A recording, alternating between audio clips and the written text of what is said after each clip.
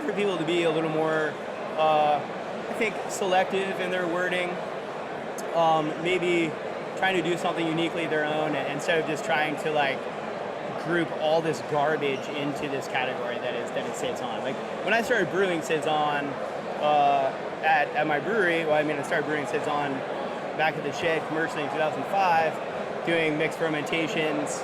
That was the only thing I could really call it. But it's sort of like let's be more selective in our terms. Like if you add all these spices and herbs and fruit and all this other stuff to this beer, like why is that a saison instead of just like it's beer? It's what it is. It's actually just beer. It's funny. That's a very Belgian way to think of it, because they're not, I think, stuck with, okay, how can I classify this?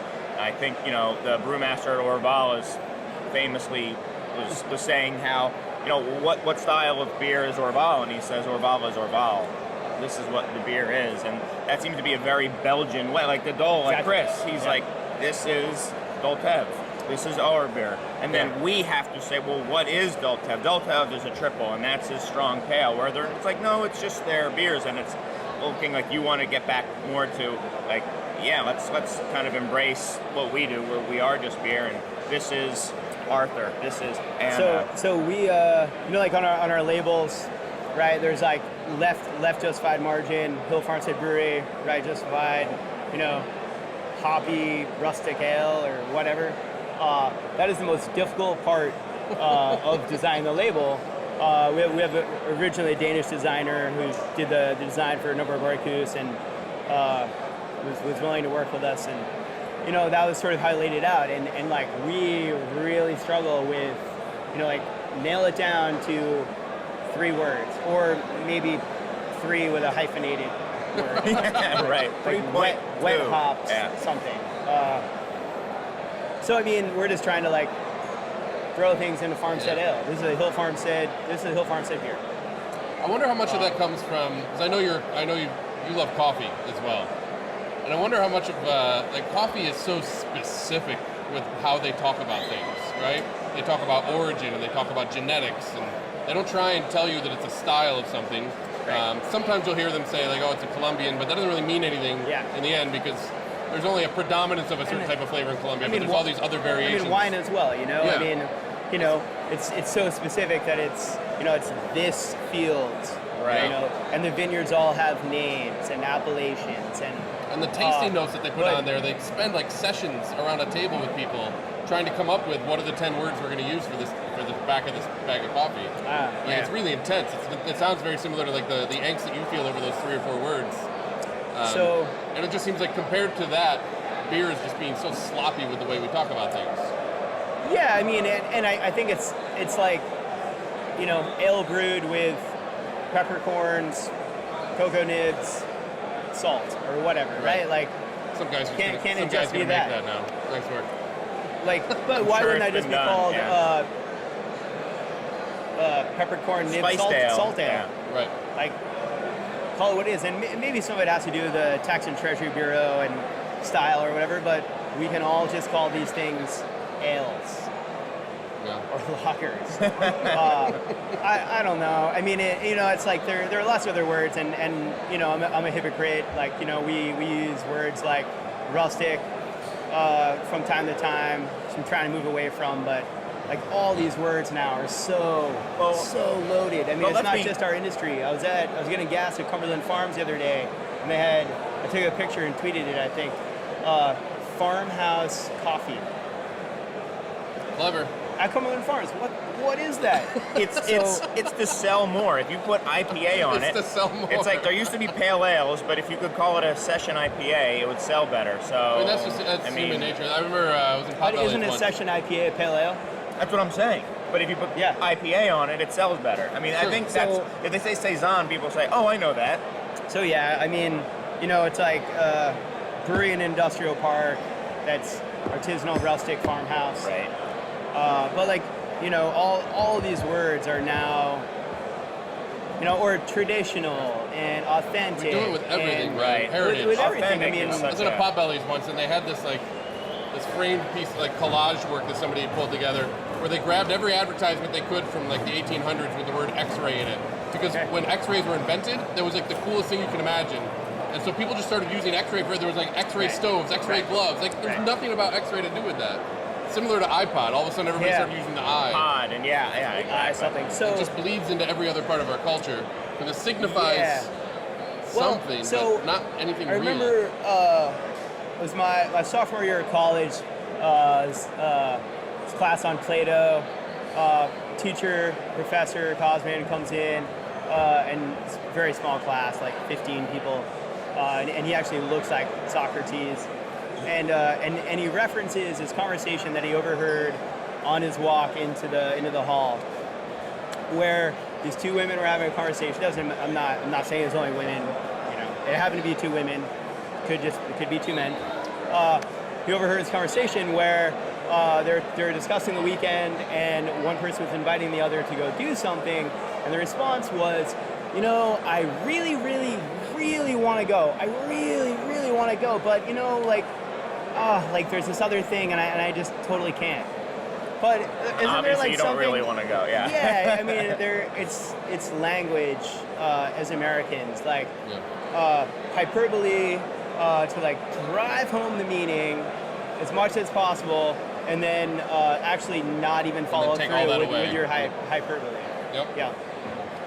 Yep. Wow, we just had a whole discussion on linguistics and marketing and it's beer. a real thing, man. There's a lot of gender studies in language that way, where they thought it was gender for a while, but obviously it cuts across lines. But some people use language as a way to negotiate a reality, and other people use it to exclude non-realities. It's like a positive versus a negative way of getting at the truth. Yep. And as a society, they were making the claim that we've become a negotiated place of meaning, where as long as you and I agree in this moment, we're cool. This is farmhouse coffee. Okay, fine. We're all willing to accept it for this moment and then move on. But we all walk away without any sense of reality or meaning from it. Well, that's whereas we used to take a much more pretty Socratic accurate method analysis of what's going on. Yeah, how do you slice away pieces to get at a real So I mean, maybe part of the reason that I'm sitting here, I'm a very deliberate, very thoughtful person. Like everything that I'm trying to do with my brewery and my quote unquote brand. Yeah. I have a brand. You do. It's like everything is thought out. Yeah. If we do this now in this place, do I want a building here? Do I want a window here? Do we want people to have this experience? What experience do we want people to have? Yeah. How can we move forward, acting out of our heart? And I do also things think it's with awesome that intention we're sitting and here integrity. debating something that you haven't figured out yet, that you're also struggling with. Like, you're using the word rustic and you're not comfortable with that, and you're still thinking about it. Yeah. I don't know. I mean, I think it's a good spot to be in. You're in the middle of it. It's the voyage, man. Well, yesterday,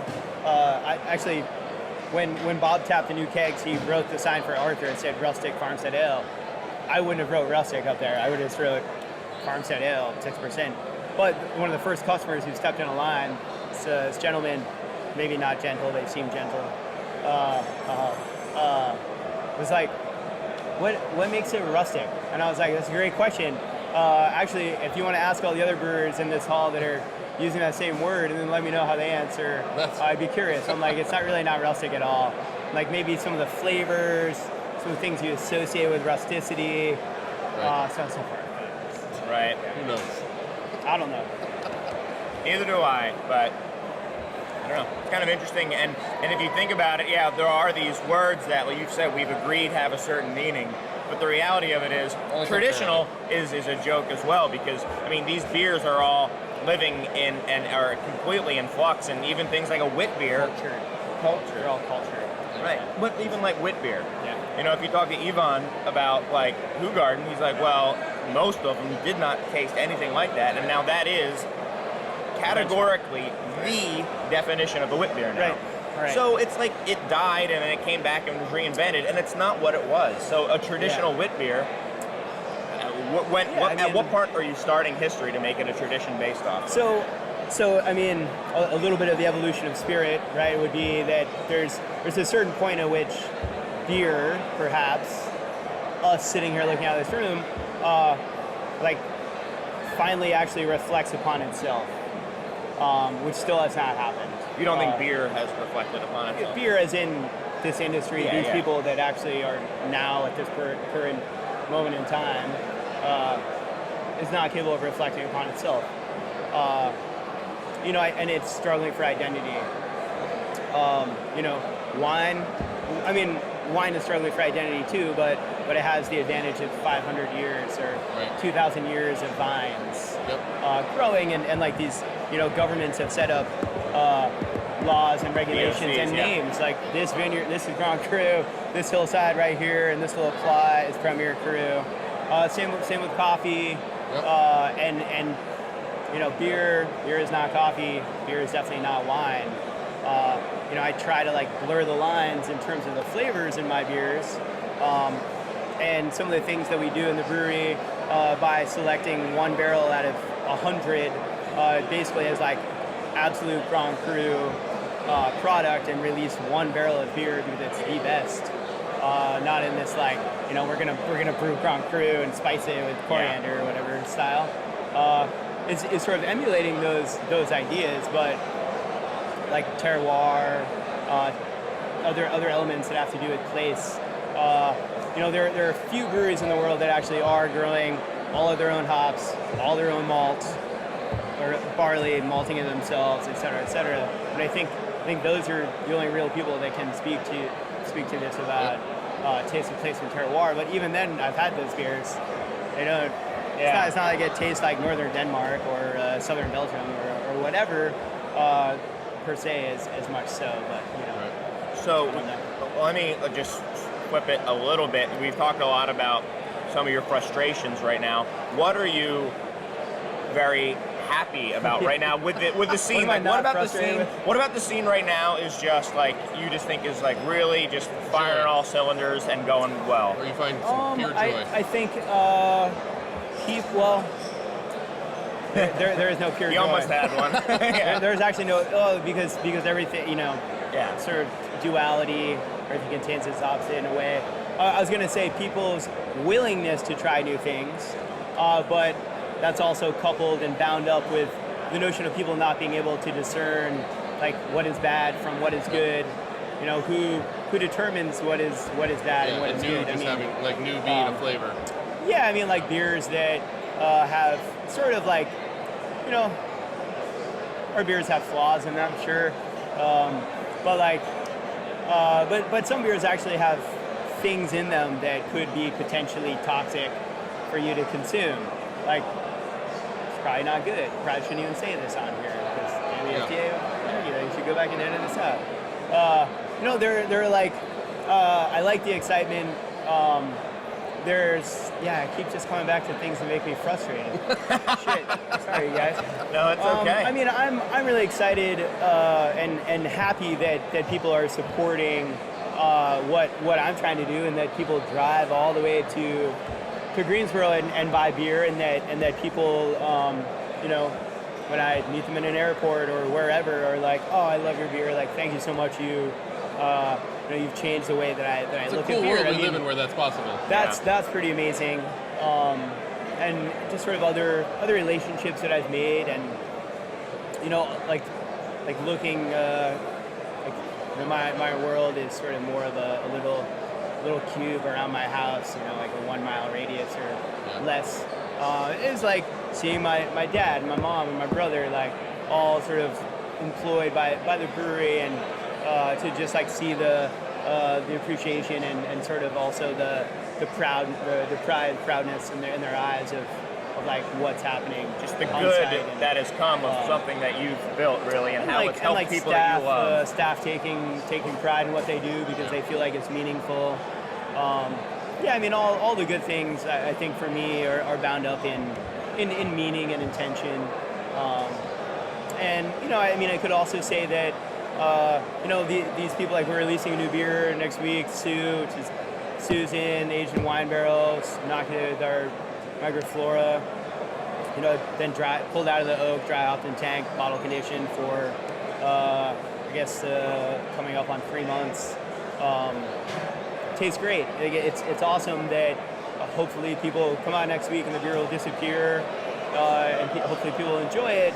And that affords me the opportunity to continue to experiment, play around with new flavors, new thresholds, new process variables, and trying to get the beer to taste the way that I want it to, and that people are appreciating that and actually giving me their money to further support me in my experimentation, and trying to further my own understanding of what beer can be and where it's going. Seems like you take a lot of joy in having an opportunity where you get to work on something and make it constantly better.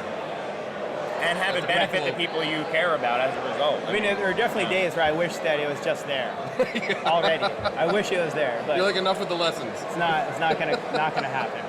Awesome. Shaun, thank you so much for Thanks, guys. Yeah, absolutely. That was pretty rad. Sorry for the tangents. It's okay. So don't refer to you as a brewer of excellent rustic saison, right? Don't please, say that. please. Okay, I'll remember that now. I think just brewer, owner, brewer and owner of Hill Farmstead Brewery. There you go. I think that's Hill accurate Farmstead and says fair. enough. Yeah.